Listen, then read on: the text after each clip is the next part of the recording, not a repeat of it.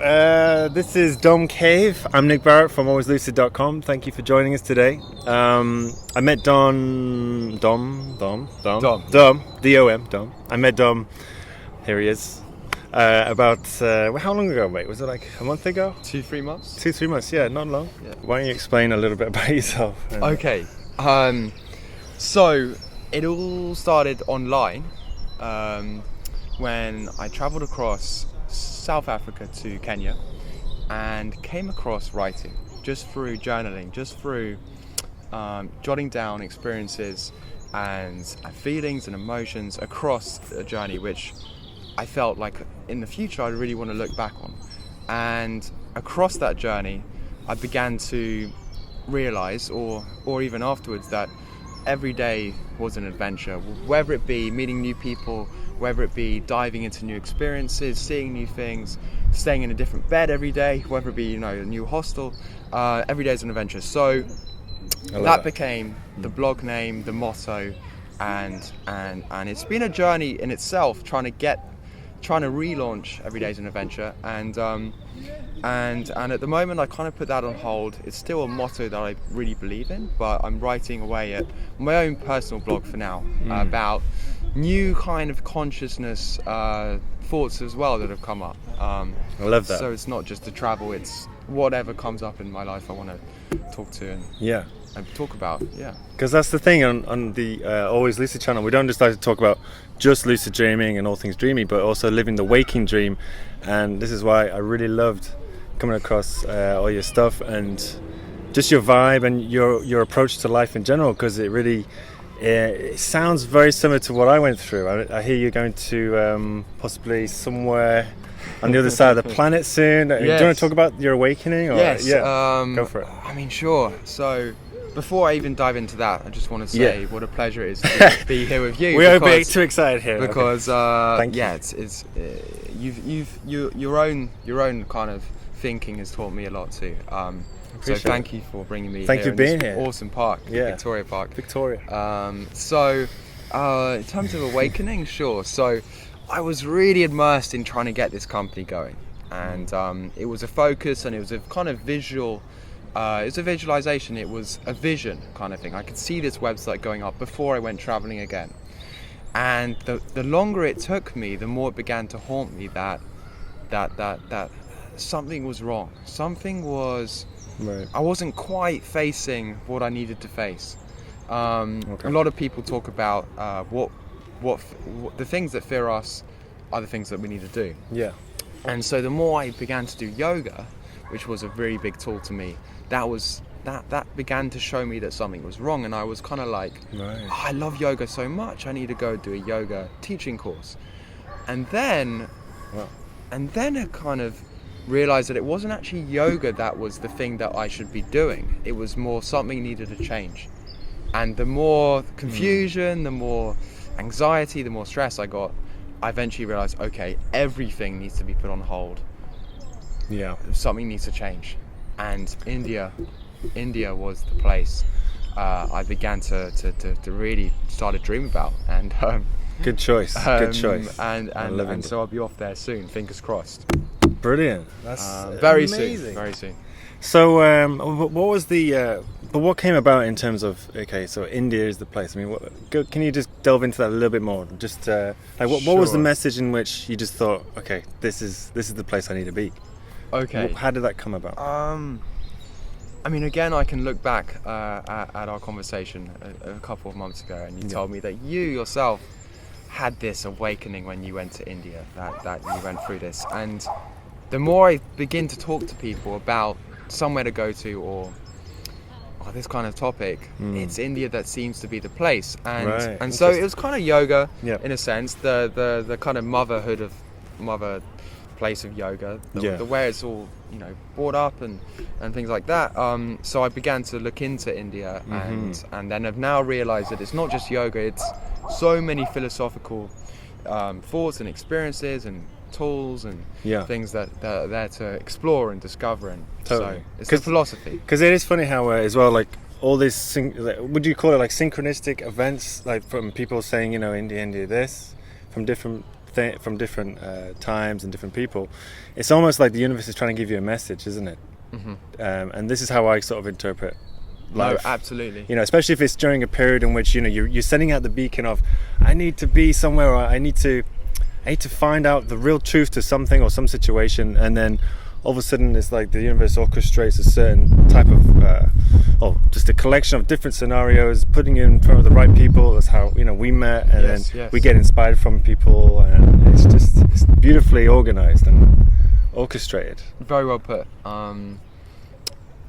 Exactly. I couldn't say it was a single thing that said, okay, go to India. It's a collection. It's all the confusion. It's all the great things. It's all the inspiration. It's all the tough times, the highs and the lows that have called to India. And in fact, it wasn't somewhere I wanted to go at all a couple of years ago. Right. Why is that? I had no desire to go. It was I can't tell you why exactly, but I could see everywhere else being more interesting and more talked about as well. My brother, for instance, went to South America when he went traveling, so I was like, yeah, cool, I'll give that a go. And ended up going to Africa before that, but that's a different story.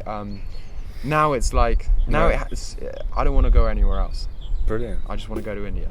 So you said, I know we had a chat before, you said is it a one-way ticket or is it a secret? We can edit that bit out. No, everyone can know about this. Sorry to put you on the spot like that, but we need to know the facts. It's a one-way ticket. Right. Absolutely. Wow. That is one hell of a risk. But, you know, we have to take these risks in life, don't we? We have to really just leap into the unknown. How else are you going to know? It's Helen Keller who says, life is either a daring adventure or nothing at all. And that's a quote I kind of been reminding myself, for sort of every week. You got a tattoo, at least once a week. Yeah. Whenever I've been traveling, it's always been I kind of start here, finish there. It's always been so. When I was very fortunate to go across part of Africa, there was a start and a finish date. There was a flight home. Okay, when I went across South America, I couldn't wait. Even the day I arrived, I couldn't wait to be back with my girlfriend at the time. Okay, so now I'm kind of going very excited, and I don't want to think about leaving. The last thing I want to think about is leaving. So one-way ticket, whether I'm there for 6 months, jump out the country because of the visa thing, jump back in, and say therefore maybe I'll buy some land over there. Maybe. Who knows? If I'm in that position, maybe I'll live there. I don't know. It's funny, you know, because it's happened to me twice now where I had that I know that urge that you're feeling, you know, of like, okay, I'm just gonna go, gonna leave everything. That was exactly what I did like 5 years ago. Same location, India. I don't know why. Cool. And it wasn't like I was searching for it. It literally just found me, and it said like, you gotta go. And then we went to an amazing community called Auroville, which I believe you may even go and visit, which is a spiritual community for those of you that don't know. Please visit it. It's an amazing place. I've been hearing about Varanasi. Is that similar kind of? Have you been there? I've never actually. No, I haven't. But it does sound familiar. Auroville? Auroville is in southeast, I believe. Yeah, near Pondicherry. Okay, totally different. Really, yeah. There's quite a few actually. Pondicherry, I've heard of this place. Yeah. It's in a book I read called Are You Experienced? Oh, really? By William Sutcliffe. Very cool book. Okay. We'll leave a link. Yeah. He actually he probably hated every experience across India. And then at the end, he realised what it had done to him. Right. So it's quite an interesting experience kind of reading about everything that's bad about the place. In that sense. Because we were saying that before, right? It's definitely got its extremities from, you know, you've got extreme suffering on one hand and poverty, and then on the other hand you've got, you know, massive, like, rich, beautiful, gorgeous looking temples.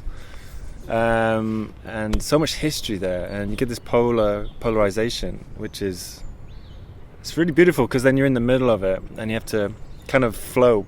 It's like life, isn't it? You have to flow through the light and dark of scenarios, metaphorically speaking, you know?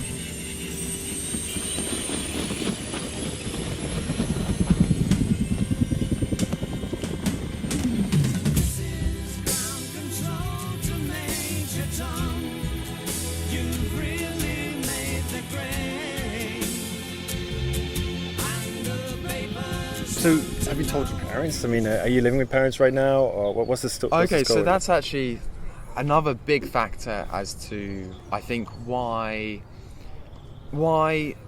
it's time to move away. Okay. I do not want to think about it as I'm running away. Yeah.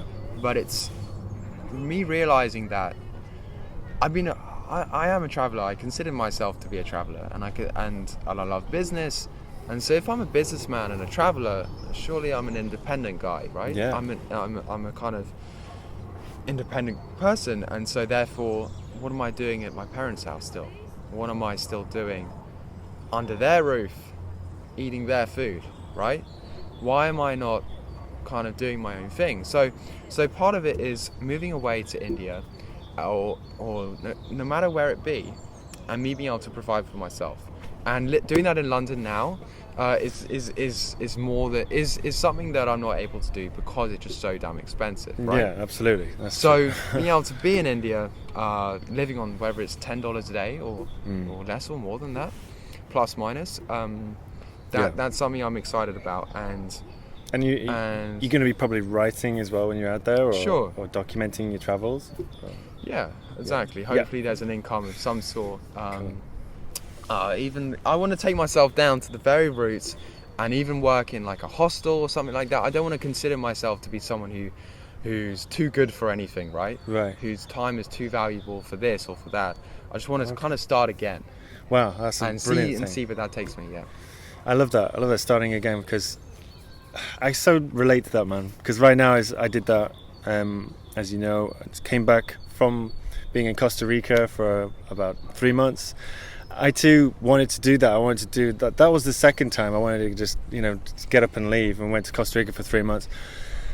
But then we had to come back because it felt like the universe had unfinished business for me back in London. So even though we can kind of stamp and say, look, I'm going to be in this location forever and ever, we can never really stamp it because we just don't know what's around the corner. Like, I had no idea I'd be back in London. So it's kind of, we're on opposite spectrums. I really like that in terms of unfinished business. Yeah. It does feel like that. Maybe there was old issues that I needed to resolve, or some other healing from this or that. That's why we can never really become attached to one outcome or one situation too long, I think. Being flexible is really what it's about, I think. And you're all about that. You're just Mr. Flexible. Well, just Mr. Bendy, just going through the universe. Rather than fixed plans. Yeah. Definitely. Taking risks and stuff is it's not my philosophy. These are things that what do we class as risk, though? I mean, the risk is what's the worst that can happen? I mean, there you go. You know what I mean? There you go. Yeah. And Tim Ferriss, do you know Tim Ferriss? I've heard of him, yeah. Read some of his stuff. Wrote a very cool book, The 4 Hour Work Week, and all of his interviews and stuff, they kind of highlight.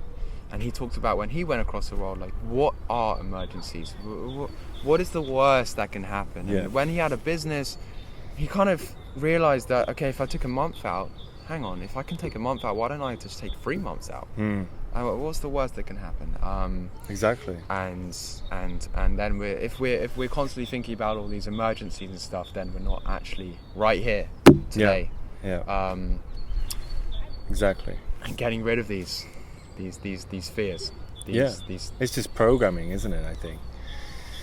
And they must have been born from certain, probably like maybe from a childhood experience or something, and or the smallest of detour within our childhood can send us on a whole new road, mentally, emotionally, and all that. And it's about, I mean, when I reached my like mid-20s, I think I became more aware, and I was like, okay, it was because of that reason perhaps, or that reason. But these fears are just like, you've got to be curious about these fears. It's an invitation, I find it to be. It's an invitation to be curious about, well, why have I got that fear? Let's get to the root of it. Well, why is that there? Yes. As opposed to, it's a fear, I must run away, and never tackle it and just put it, under the carpet or something. You've got to really just embrace them, right? Embrace it, yeah. Because even when you say face really well put. That sounds, when you face something, it sounds like you're going to oppose it, which is again also counterproductive. We don't want to fight our fears. We want to embrace and integrate with I think that's, without getting too That's deep. cool. That's cool. That's how I Another see way of it. looking at it. Yeah. Absolutely. What would be one of the fears for you in the last week? Wow. The interviewee becomes the interviewer. I'm joking. Okay, so in the last week, No matter what it is. Yeah, I'd say Well, right now my son is in France, and I always have this fear that, I'm here obviously to get a career in video production and other creative media and all that, as well as be a teacher of lucid dreaming and what have you. But the whole incentive is to get my son back here, because I want to build a sturdy foundation financially and just to have a career in something that I really enjoy doing.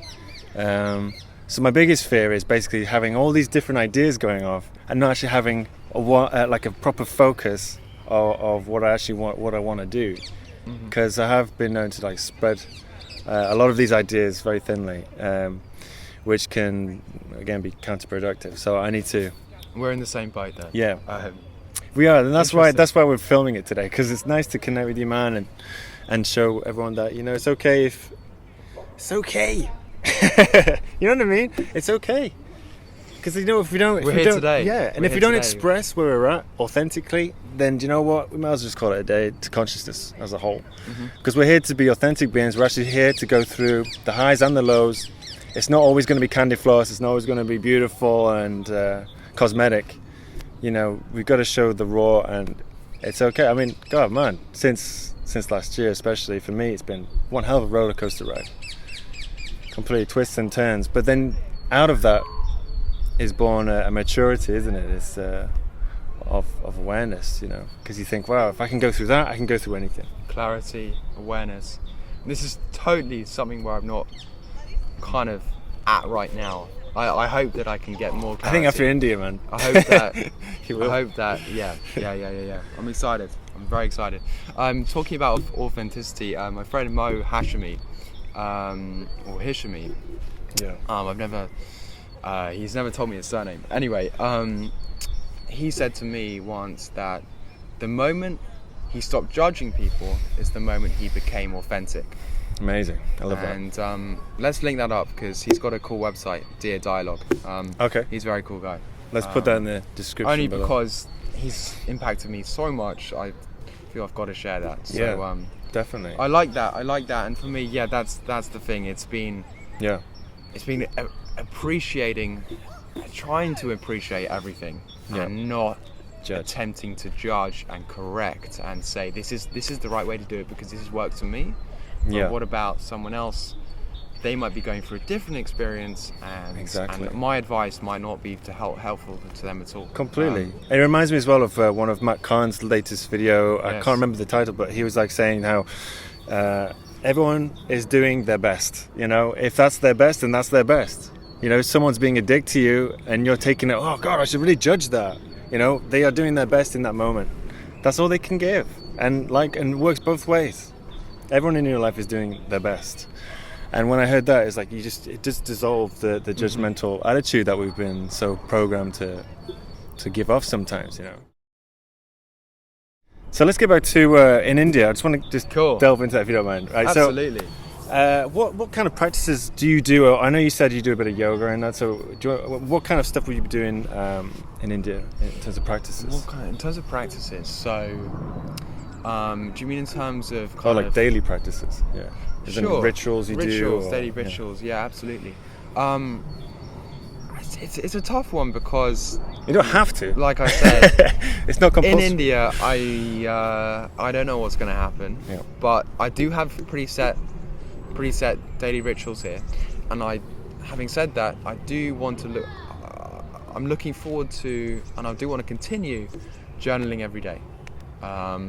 Good. Whether it just be 3 things that I'm grateful for example, being here right now with a great friend, with nature around us, or doesn't get any better than that, does it? Really, with all these cool limbs that we've got, right, and not and things that we're very fortunate to have. So that might be one thing. So 3 things that I'm grateful for, and then any kind of, whether someone told me a joke or an experience, I'll write that down. So Yeah. Definitely journaling.